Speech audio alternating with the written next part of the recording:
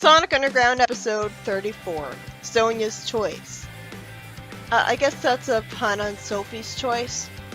This place looks nice, and even Sleet says it's pretty. Robotnik says it's a future historical landmark. The beautiful city, Anais, is a place where the villains plan to make the heroes show up, and right now he's keeping them busy. Sonic, who's covered in mud, dodges lasers from a flying airship.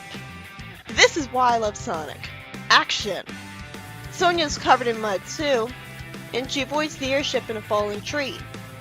The heroes are found by heat sensors, and Sonic runs away from a falling tree and a missile. I love the music that's playing as it crashes into a tree. I almost heard organ music in it. And Sonic's line after this was pretty funny. If a tree falls in the forest, does it always have to fall on us? Robotnik says the traps are set and asks if they're ready to test them. Dingo burns his finger on a laser grid, but doesn't lose it. And then he's transformed and kicked by Sleet and told to go to the display case, where an Eggman statue shoots him with a laser, and another one burns him, and some more lasers hit him as well. Then he electrocutes himself touching the gate, and runs away from green monsters with glowing red eyes, who I guess have roboticized brains to make them do what Robotnik wants. And he's still alive after all of this. So shouldn't this test just prove that the traps are lame and suck? Because Dingo didn't even have to go to the hospital after all this. Sonia and Manic shoot lasers at the airship, and Manic drums to create a mud monster. Tidal wave that crushes the airship. Logically, why do the heroes always save their instrument playing for their last resort? The airship is finally destroyed, and Sonia is told that Robotnik has more of these airships. Sonic shakes hands with Trevor, who says that intelligence found the airship factory outside of Robotropolis. Rena, a leader of the Anais Underground, shows them one of the 4 Royal Hedgehog drinking glasses using a hologram projector. It's good that Trevor's being used as a character after only serving to get kidnapped that one time. Robotnik shows off more moving laser devices. Seriously, what do the heroes care about their family treasures? They really don't think they're security guarding them? Really? Shouldn't they think that they have better things to focus on right now? Rena tells them the museum has tight security, and when Sonic asks if they have to dress in berets and little smocks, we cut to them doing that, wearing stupid painter disguises that really shouldn't fool anyone because their hedgehog spines are still sticking out. Not to mention they're pink, blue, and green. I guess the regular civilians are pretending they don't recognize them because they can get away with it. But if the major villains get fooled, we're gonna have a problem. The heroes find the royal treasures in the museum, which is empty and shows them security cameras. Suddenly, Sonia tells the heroes in a different place that there's tons of traps in the room. How did she know that again? That is way too easy of them to know that. Sonic walks on the ceiling with anti-gravity sneakers while dangling his siblings below him. They do this to walk over the laser grid, and Sonic places a rope spitter container for his siblings to slide down with them. I like the music here.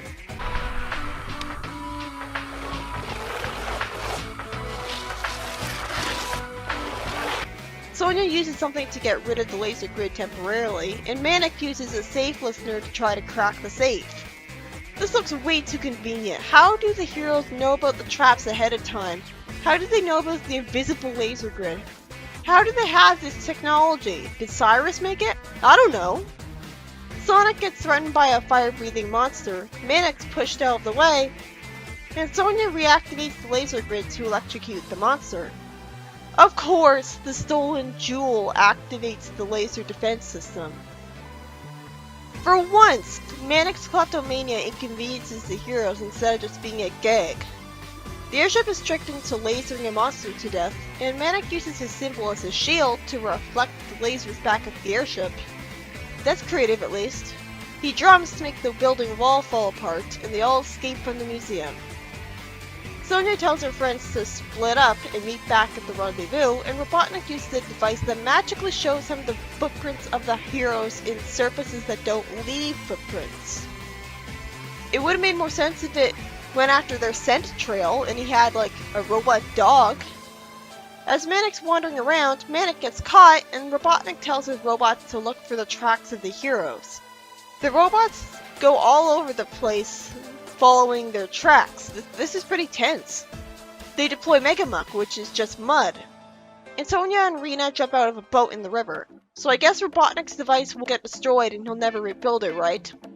Because this device could win him the war. It should logically lead him to their base and then he can destroy it.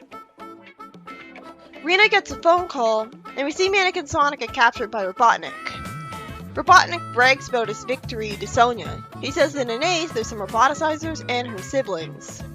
He brags that next night she'll have a choice to make, but after a pointless song disrupting the mood of the scene, Sonia's determined to save both of them. Robotnik really is being an idiot by delaying the roboticization. Sonia saves Sonic somehow, and some robots threaten them with lasers as Sonic runs away. They jump onto a robot so that the shooting robots will shoot at each other. I saw that coming. Sonic runs over to Manic, and then Rena says that she wasn't able to save him for no reason at all and she gets kidnapped and Manic is floated upwards. Seriously, why wasn't Rena able to save him? Does the security system have it in place that if one is saved, the security will be upped in the other one? Why can't both be unsavable then? Even earliest Archie Sonic was more gutsy because they had Sally get roboticized, even if she was de-roboticized in the same issue. Here they won't even go that far. Surprisingly, Sonic takes control of an— oh, it was Sonic's mother. She took control of an airship and shot lasers to rescue her son. Why can't she do that stuff every episode instead of wandering around stupidly? You would feel like she was the hero of her own story. So because of that, the heroes get away. That wasn't really a Deus Ex Machina because it makes sense that their mother would keep tabs on them and would have seen Robotnik's message to Sonia.